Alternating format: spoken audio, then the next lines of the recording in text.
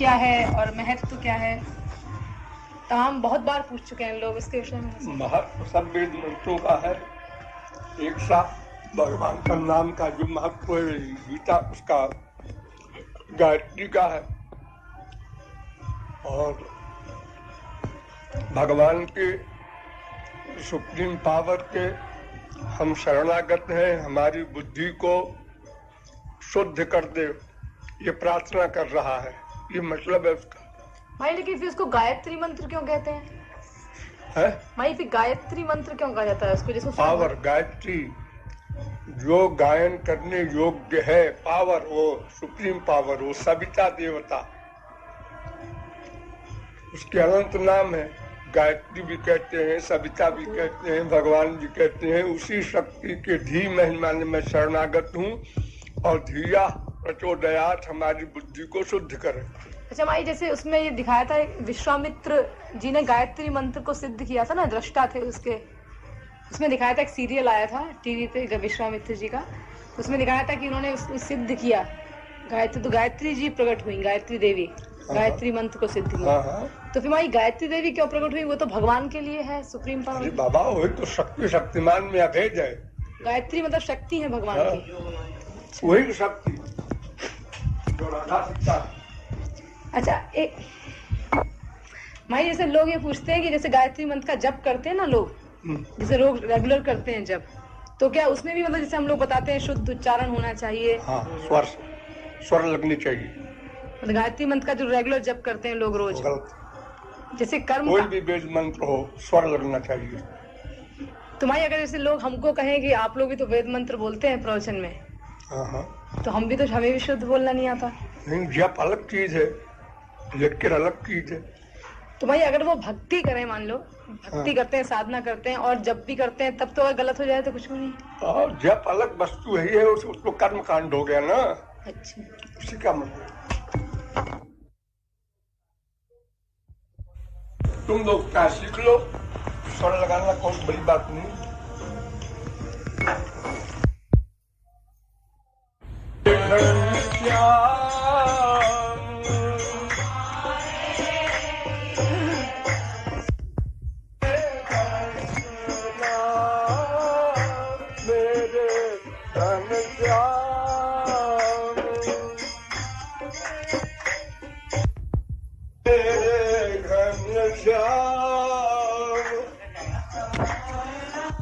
साल से ये वैदिक भक्ति के मार्ग में रहे हैं, जैसे इनके जो संप्रदाय है, तो 13 साल से इसी में है। तो अब अभ्यास इसका पड़ा हुआ है, तो इसको हम छोड़ कैसे सकते हैं? भक्ति वही करनी है। वैदिक भक्ति में भी नवधा भक्ति है, और आगानुगा में भी नवधा भक्ति है, और आगानुगा भक्ति में फिर साधन भक्ति, भाव भक्ति, प्रेमा भक्ति, राग भक्ति, अनुराग भक्ति, भावावेश भक्ति, महाभाव भक्ति तक वो नवधा भक्ति रहेगी। वैदिक भक्ति में भी नवधा भक्ति है, और आगानुगा में भी नवधा भक्ति है। एक जितना भी है कीर्तन और स्मरण, पाद सेवन, बंदन, दास्य, सख्य, आत्मनिवेदन, ये जितने भी है 9 प्रकार के उपासना के विषय, ये साधन भक्ति में भी रहेंगे, भाव भक्ति में भी रहेंगे, रागानुगा में भी, सब में रहते हैं। लेकिन रागानुगा में शास्त्र की विधि का बाइकआउट हो जाएगा, शास्त्र की विधि खत्म हो जाएगी, खाली गुरु इष्ट देव बस 2 ही रह जाएंगे। इसके बाद उन्होंने ये प्रश्न लिखा है कि जैसे वैदिक भक्ति में कई बंधन है, उसमें मतलब जैसे बैठने का नियम है, किस प्रकार से गुरु के पास बैठे, उस प्रकार से रागानुगा भक्ति में तो कुछ हो, ऐसे कुछ न है, उसमें कोई नियम नहीं है। भक्ति के 64 अंग होते हैं, 64, लेकिन इसमें कोई आवश्यकता नहीं, केवल भाव प्रधान है। अपना भाव ठीक हो तो फिर किसी भी नियम की अपेक्षा नहीं है। न देश नियमस्तस्मिन् न काल नियमस्तथा, कोई नियम नहीं है। खाईते शुईते यथा तथा नाम लय, वहां कोई विधान नहीं है। किसी भी गंदे ढंग में रहो, 10 दिन से नहीं नहाए हो, गंदी जगह में बैठे हो, कहीं भी हो, वो नवधा भक्ति कर सकता है। उसके लिए कोई नियम नहीं है। मन को ठीक रखना है, मन के भाव को ठीक रखना है, और नियम की अपेक्षा नहीं है उसमें, और नियम की अपेक्षा नहीं है उसमें। राई से कहते हैं वैदिक भक्ति सिखाई क्यों जाती है? जब जीव में रागानुगा भक्ति का संस्कार जन्य प्रवेश नहीं होता तो पहले वैदिक भक्ति ही सबको करनी पड़ती है। वैदिक भक्ति का मतलब यह है कि शास्त्र के डर से, माया के डर से, नरक के डर से, दुख के डर से हम भगवान को मानते हैं और उनकी उपासना करने जाते हैं। अभी हमारा नेचुरल अनुराग, स्वाभाविक प्रेम नहीं हुआ है, तो प्रेम पैदा करने के लिए, स्वाभाविकता लाने के लिए ये साधना भक्ति होती है। उसमें वैदिक भक्ति प्रमुख होती है सबसे पहले। तो जिसके संस्कार है पूर्व जन्म के, नंबर 1। नंबर 2, जिसको जिस प्रकार का महापुरुष मिलता है, गुरु, उसी प्रकार के मार्ग में वो प्रेरित करता है। तो वैदिक भक्ति वाला अगर है उसका गाइडेंस, तो फिर उसी के अनुसार चलेगा, और अगर उसका गाइड इस प्रकार का है जो रागानुगा भक्ति का है तो उस प्रकार चलेगा। लेकिन आम तौर से पहले वैदिक भक्ति ही कराई जाती है, क्योंकि संसार में अटैचमेंट बहुत डीप है और भगवान में है ही नहीं। संस्कार तो इन्हीं गिने जीव के हैं जिन्होंने पूर्व जन्म में बहुत साधना की है। तो आम जीवों के लिए जो नियम है वो यही है कि भगवान को मानो। अच्छा, मानेंगे, क्यों माने? इसलिए कि वहाँ आनंद है, रस है, वहाँ माया से परे वाला सुख है, ये भवबंधन नहीं मिलेगा, त्रिगुण त्रिकर्म त्रिदोष ये सब नहीं मिलेगा। एक बात। दूसरी बात, श्री कृष्ण की महिमा के ज्ञान से प्रेम पैदा होता है वैदिक भक्ति में। श्री कृष्ण इतने बड़े हैं, इतना ऐश्वर्य है, इतनी दया है उनमें, इतनी विशेषताएं हैं, इतना सौंदर्य है, माधुर्य है, सौशील्य है, सौकुमार्य है, ये तमाम गुण जो है श्री कृष्ण के, उस महिमा के ज्ञान से युक्त, ऐश्वर्य प्रमुख, उससे युक्त श्री कृष्ण की उपासना करने को मन ललचाता है सबसे पहले। और फिर जब रागानुगा में चला गया तो फिर महिमा खत्म, ऐश्वर्य खत्म, फिर वो उनको अपना स्वामी, अपना सखा, अपना पुत्र, अपना प्रियतम मान लेता है। ये 4 भाव। अब शांत भाव जो है वो गया, जहां रागानुगा में गया शांत भाव गया। अब दास, सत्य, वात्सल्य, माधुर्य, ये 4 भाव प्योर रह जाते हैं। इनमें ऐश्वर्य माइनस। तो विधि भक्ति में जो ऐश्वर्य है वो रागानुगा में समाप्त। वहां भगवान क्या है उससे कोई मतलब नहीं, वो हमारे स्वामी है, डायरेक्ट कांटेक्ट है। वहां उनके ऐश्वर्य का चिंतन नहीं करता हो। अनंत कोटि ब्रह्मांड नायक से हमसे कोई मतलब नहीं, वृंदावन के अध्यक्ष से हमसे मतलब है। वे हमारे स्वामी हैं, वे हमारे सखा है। तो ऐश्वर्य का जो महिमा ज्ञान युक्त है, जो महिमा की बातों को सुन करके, पढ़ करके और हम चलते हैं, तो वैदिक भक्ति ही अपनाना पड़ता है पहले। फिर जब अनुराग होने लगा, नेचुरलिटी आने लगी, तो फिर वैदिक भक्ति गई। अब किसी के संस्कार पूर्व जन्म के ऐसे हैं कि पहले ही उसका प्रवेश हो गया रागानुगा में। इसमें एक प्रश्न इनका है कि आप जो है कि जब हम कीर्तन करते हैं तो हमको भगवान के रूप का स्मरण, रूप ध्यान करना चाहिए कि उनका। तो एक कहते हैं कि इन्होंने जो चैतन्य चरितमृत पढ़ी है उसमें लिखा है कि चैतन्य और जब हरिदास ठाकुर के बीच में वार्तालाप हुआ था तो उसने, हरिदास ने कहा कि यदि कोई कृष्ण का नाम केवल याद करता है, स्मरण करता है, कृष्ण का नाम मतलब रूप नहीं, तो उसको मतलब श्री कृष्ण के रूप का भी फल मिल जाएगा। तो क्या श्री कृष्ण का रूप और नाम में कोई अंतर नहीं है? शक्ति जो नामी में है वही नाम में है, उसमें कोई अंतर नहीं है। लेकिन प्रारंभिक अवस्था में जब तक रूप ध्यान नहीं करेगा तो मन संसार में अटैच रहेगा। तो संसार से डिटैचमेंट के लिए मन को डाइवर्ट करके और रूप ध्यान करना कंपलसरी है। अगर रूप ध्यान नहीं करेगा तो नाम में अनुराग तो अभी है नहीं, रागानुगा वाला। अभी तो इसलिए नाम ले रहा है ना कि अच्छी चीज है, अच्छी चीज है, फायदे की चीज है। वो दवा जैसे खाता है एक मरीज, इस प्रकार उसमें रुचि नहीं, इंटरेस्ट नहीं है उसमें अभी।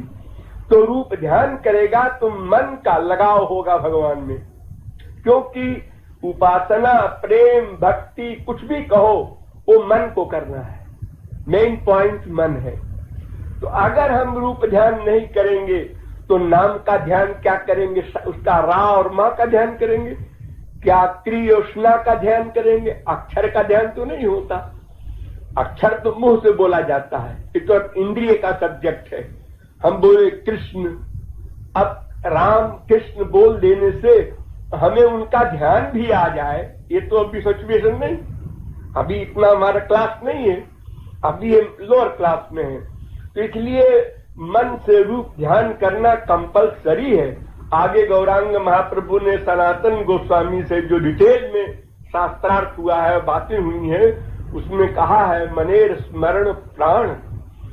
मन का जो स्मरण है वही प्राण है साधना का। दो प्रकार की साधना बताई है, वैधि भक्ति में भी और अनुगा भक्ति में भी। एक अनासंग और एक सासंग। तो अनासंग भक्ति जो है उसमें खाली इंद्रियों का वर्क होता है, हरे राम राम राम हरे हरे कीर्तन हो रहा है, ये अनासंग भक्ति है। तो अनासंग भक्ति से प्रेम नहीं प्राप्त हो सकता। गौरांग महाप्रभु ने कहा बहु जन्म यदि करे श्रवण कीर्तन तभू ना पाए कृष्ण पदे प्रेम धन। अगर अनंत जन्म कोई करता रहे राम राम श्याम श्याम तो भी प्रेम धन नहीं प्राप्त हो सकता। क्योंकि किसको प्राप्त होना है? मन को। मन का अटैचमेंट, नेचुरल लगाव, तड़पन, व्याकुलता, लालसा, वो नहीं होगा तो फिर उपासना बनी कहां हो। और अगर होगी भी वो तो लॉन्ग टाइम लेगा, हजारों जन्म लेगा आप नाम कीर्तन करते करते करते, तब कहीं आपका रूप ध्यान बनने का चांस आएगा। इम्पॉसिबल नहीं, लेकिन बहुत लंबी जर्नी है वो। तो रूप ध्यान नंबर 1, उसके बाद फिर भगवान नाम लो। और भगवान नाम न भी लो तो रूप ध्यान से काम चल जाएगा। और अगर भगवान नाम लिया और रूप ध्यान नहीं किया तो काम नहीं चलेगा, वो अनासंग भक्ति हो गई। तो सासंग भक्ति का ही निरूपण है शास्त्रों में भी, और गौरांग महाप्रभु ने भी उसी का निरूपण किया है। कहते हैं कि चैतन्य चरितामृत की आदि लीला में लिखा गया है कि मनुष्य को एक ही दीक्षा गुरु करना चाहिए, लेकिन शिक्षा गुरु, जो शिक्षा देने वाले गुरु है, वो अनेक हो सकते हैं। अब ये है कि जैसे इनका है कि ये कहते हैं जैसे हम आ रहे हैं तो उन्होंने हमको जैसे इस मार्ग में किया है, दीक्षा दी है, तो क्या इसमें आपको क्या मत है? दीक्षा नहीं दी है, धोखा दिया है।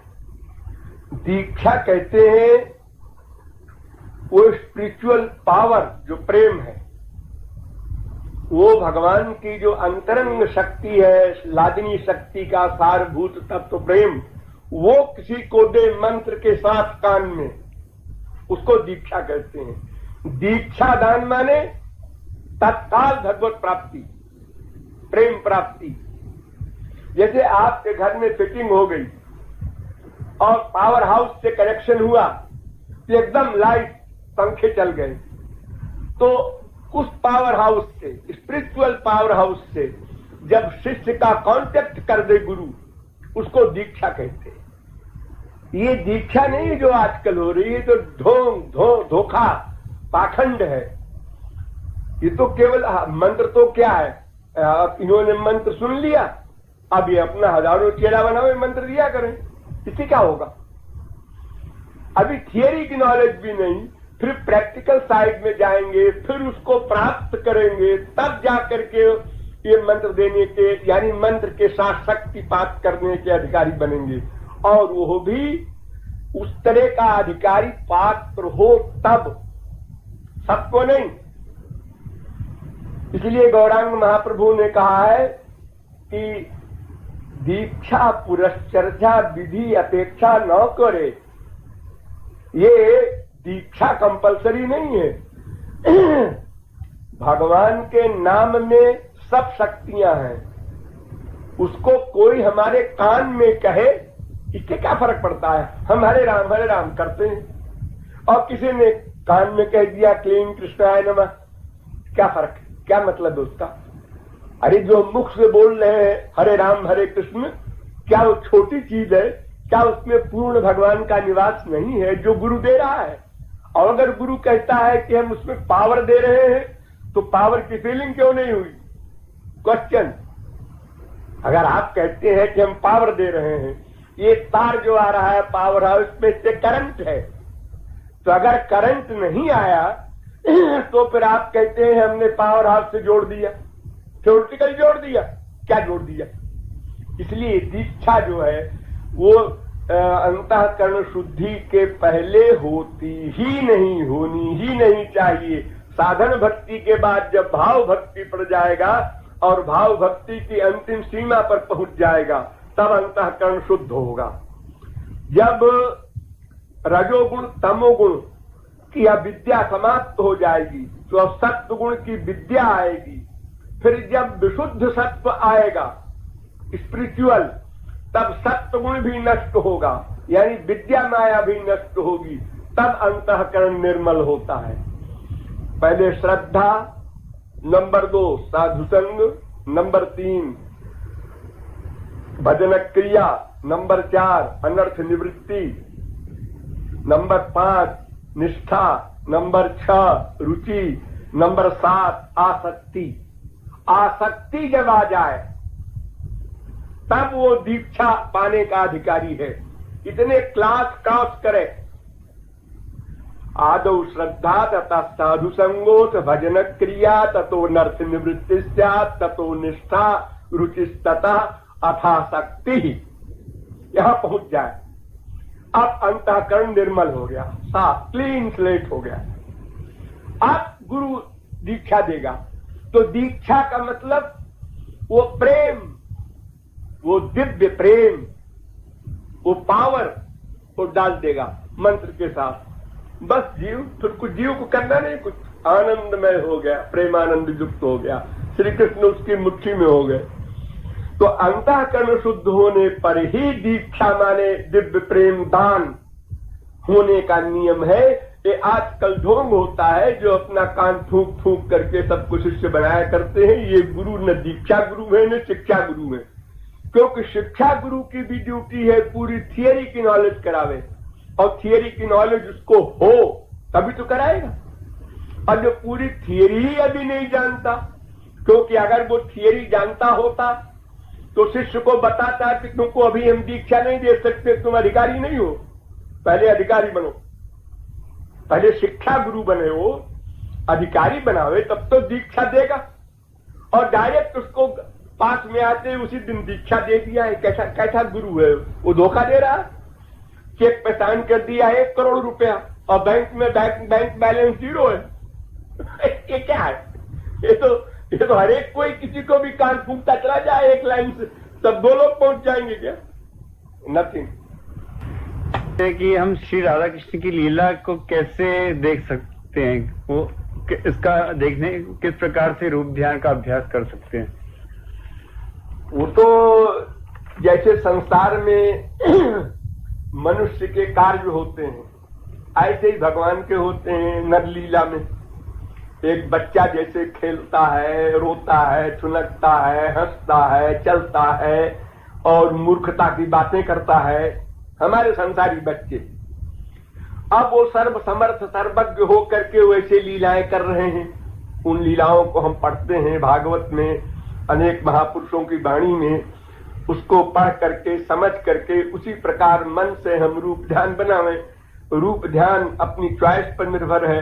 भगवान ने ये कृपा करके रियायत दे दी है कि जो व्यक्ति जैसा चाहे मेरा रूप बना ले, उसमें भावना अलौकिक रखे।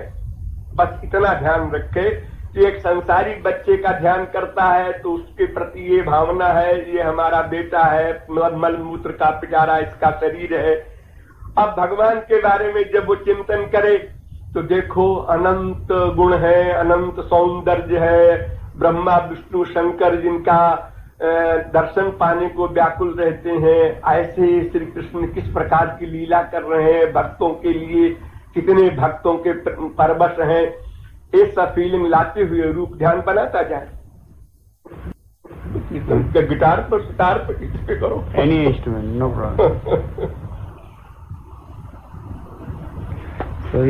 मन की रुचि पर ध्यान देना चाहिए इनको, किसी के कहने पर नहीं। ऐसे अच्छा लगता है, ऐसे एक तारे से अच्छा लगता है, वैसे खाली ध्यान से अच्छा लगता है, वैसे गिटार पे अच्छा लगता है, वैसे जिससे जिस तरह से ये न केन प्रकारेण मन कृष्णे निवेशित, हमारे मन का लगाव हो, अटैचमेंट हो, ये हम अपने इंटरेस्ट पर डिपेंड करता है। इसमें कोई कायदा कानून नहीं है कि ऐसा ही करना चाहिए। क्योंकि तमाम जन्मों के संस्कार सबके अलग अलग हैं। तो किसी को कैसे अधिक मन लगता है, किसी का किस तरह लगता है, जैसे लगे वैसे लगावे। एक बार बिलासपुर में संत सम्मेलन हुआ, मध्य प्रदेश में है बिलासपुर। 50 संत आए, सबका लेक्चर हो रहा था। एक नास्तिक मंडली है उस शहर में, उन्होंने एक क्वेश्चन बना करके और दे दिया, इसको हल करें लोग। गंगा स्नान करने से सारे पाप धुल जाते हैं, एक बार स्नान करने। और हम लोगों में से नास्तिकों में भी बहुत से लोग सैकड़ों बार गंगा स्नान किए हैं। अब गंगा किनारे गए तो वही नदी थी, नदी समझ के नहाया। ऐसा शास्त्रों में लिखा है बाई कोटेशन। अब सब परेशान, और बड़े बड़े महामंडलेश्वर लोग थे। मैं नागपुर में था उस समय, हमको फोन किया गया कि आप फौरन आइए, सनातन धर्म की नाक कट रही है। और क्या क्या बात है ये नहीं पता, क्या नाक कट रही है, क्या हो गया, प्रलय हो रहा। मैं गया तो वो क्वेश्चन मेरे सामने रखी, तो बड़ी हंसी आई। ये भी कोई क्वेश्चन है? तो बच्चों का, छोटे से बच्चे का क्वेश्चन है। तो मैंने कहा प्रश्नकर्ता लोग 1-2 घंटा नहीं, लगातार बोलूंगा जब तक उनका समाधान न हो जाए, और उनको बैठना होगा। 10-12 आदमी आके बैठ गए। मन हमने कहा एक बात बताओ, हमारे एक प्रश्न का पहले उत्तर दो। एक शीशी लो, शीशे में यूरिन भरो और उसको पैक कर दो और गंगा जी में डाल दो, और फिर निकाल लो 24 घंटे बाद। पैकिंग खोल दो। आचमन करेगा कोई? आप कहेंगे नहीं करेंगे, क्योंकि वो तो यूरिन तो मिला नहीं गंगा जी में, वो तो शीशी के अंदर पैक है। तो हमने कहा ये बताओ, जहां से आइडियाज पैदा होते हैं उस मशीन को क्या कहते हो तुम लोग? मन, अंतःकरण। तो जितने खराब आइडिया पैदा होते हैं तुमको, उसको हटाना चाहते हो। गुस्सा ना आवे, लोभ ना आवे, इससे परेशान है। हाँ, तो उसी मशीन की सफाई चाहते हैं आप लोग, वो मशीन ठीक हो जाए भीतर वाली, तो गंदे आइडियाज ना आवे, अच्छे अच्छे आइडियाज आवे। तो वो मशीन जो है वो कोई स्थूल है कोई मोटी चीज है या सूक्ष्म है, उसको किसी ने देखा है कभी, किसी यंत्र से, किसी वैज्ञानिक ने? नहीं, सूक्ष्म है। अब ये बताओ, गंगा जी में कौन डूबा, शरीर या भीतर वाला? किसको डुबोया आपने? जो यूरिन के ऊपर शीशी है कांच की, वो गंगा जी में जैसे डूबी, ऐसे आपने शरीर को डुबो दिया और आप अलग बने रहे। आपके अंतःकरण में संसार है, वो जा रहा है, वो जा रही है, वो नहा रहा है, वो नहा रही है, वो नाव जा रही है। अंतःकरण में ये सब है। हमारी बुशर्ट रखी है पंडा के पास, उसमें 2000 रुपया है। ऐसा ना हो पंडा मार दे, उधर भी ध्यान है और डुबकी भी लग रही। तो गंगा नाम की पर्सनैलिटी कौन? पहला क्वेश्चन, वो साहब नहीं जानते, वो जानना चाहिए। नंबर 2, मन को डुबोना है गंगा नाम की स्पिरिचुअल पर्सनैलिटी में। गंगा नाम की जो शुद्ध पर्सनैलिटी है, उसमें मन जो गंदा है उसको डुबो देना है। जैसे यूरिन गंगा जी में जाके एक हो गया जल में, तब वो गंगा जी बना। ऐसे मन को इतना एकत्व करो भगवान में या गंगा जी में कि कंप्लीट एकत्व हो जाए, जरा भी दूरी न रहे। अगर लोहा पारस में थोड़ी भी दूरी होगी तो सोना नहीं बनेगा। 100% माम एकम शरणम ब्रज सिद्धांत गीता का है। तो हमने कहा कि मन तो आपका गंगा जी को जानते ही नहीं, तो ये बहिरंग पानी में बहिरंग शरीर डुबोया तो अंतरंग गंगा से अंतरंग मन का टच नहीं हुआ तो शुद्धि कैसे हो अंतरंग? बस 15-20 मिनट नहीं कहते हैं, बस समझ गए। और इसके लिए हमको बुलाया है इतनी दूर से। इतने सारे महात्मा बैठे, सब बहिरंग बातें बताते हैं और उन लोगों को अच्छा लगता है। अरे कृपाल जी महाराज तो ऐसा बताते हैं जो साहब ऐसा करो, आंसू बहाओ, तड़पो, व्याकुलता बढ़ाओ, तो साहब अपने बस की नहीं। ये बाबा जी बड़े अच्छे, ये कहते हैं 5 माला जप लिया करो, थोड़ा सा कीर्तन कर लिया करो, चारों धाम की मार्चिंग कर आओ, बहुत काम बन जाएगा। यानी भगवान को भी बेवकूफ बनाना चाहते हैं। आप भोले हैं, कुछ नहीं जानते।